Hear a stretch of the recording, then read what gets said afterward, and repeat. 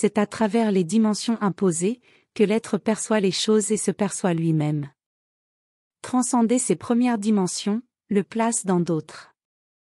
La question, alors, est de savoir comment se libérer de toutes les dimensions imposées et ne jamais se retrouver enfermé dans de nouvelles et différentes dimensions.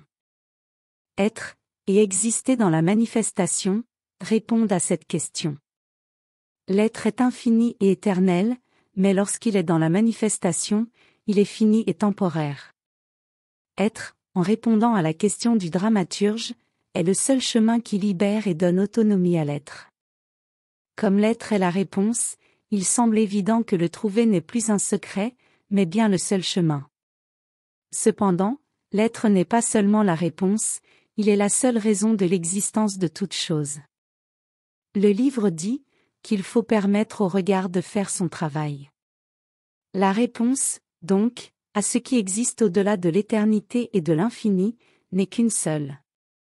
L'être lui-même. Tandis que l'être est dans la manifestation, il sera également impliqué dans la quête de réponses, dans le culte et l'admiration du brillant développement des théories, des calculs, et de la science qui explique les choses. C'est ici que la ligne divise la science, entre celle qui fragmente, et celle qui totalise. L'être continuera à construire des télescopes, des microscopes, et des vaisseaux, pour tenter d'observer de plus près un infini inférieur et supérieur, en mettant davantage l'accent sur l'impossible, alors que l'infini est bien plus proche.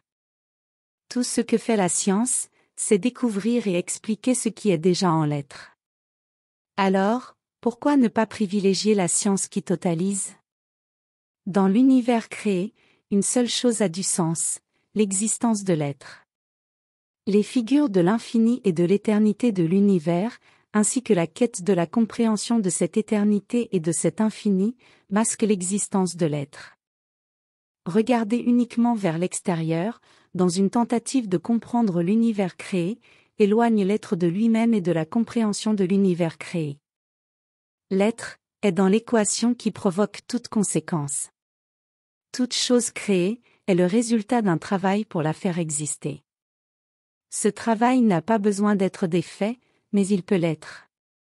Toute apparence de l'être peut être modifiée. Cette transformation passe par l'annulation du travail de formation. La formation repose sur des accords avec la nature, et la transformation modifie la nature avec un nouvel accord. L'apathie et la soumission démontrent un être encore inconscient ou endormi. La révolte et la transgression démontrent un être insatisfait d'une vie inconsciente et inexplicable. Les automutilations et les transformations constantes des corps denses montrent un être inconforme, tentant de s'adapter aux environnements, avec diverses motivations. De manière générale, être dans n'importe quel lieu de façon inconsciente est désagréable. Assumer les conséquences d'actes incompréhensibles ne semble pas juste pour l'être. Cette complaisance avec une création inexplicable est inacceptable. C'est pourquoi, divers mécanismes sont construits pour imposer des règles et des lois de bonne coexistence, ainsi que tous les artifices possibles, pour rendre la vie toujours plus attrayante ou pour impliquer émotionnellement l'être, en lui fournissant des justifications à son histoire. Réassumer la conscience peut être vu comme un travail de récupération de l'être lui-même. Se livrer en complicité avec une vie incompréhensible ne fait pas partie de la véritable nature de l'être. Une chose est d'être dans la manifestation de manière consciente, où l'autonomie définit la trajectoire et la coexistence. Une autre chose est de déambuler comme un somnambule. L'art a montré, à travers la peinture, la musique, les textes, les représentations théâtrales ou le cinéma, certains êtres inconformes et d'autres non, mais toujours avec le choc entre l'acceptation et le refus des choses. Pendant ce temps, en parallèle, certains artistes, éclairés profitent de toute forme de manifestation artistique, pour apporter des allégories afin que l'être prenne conscience de l'existence de portes, qui transcendent les états perceptifs limités, sur ce chemin de quête de la conscience, qui est l'être lui-même.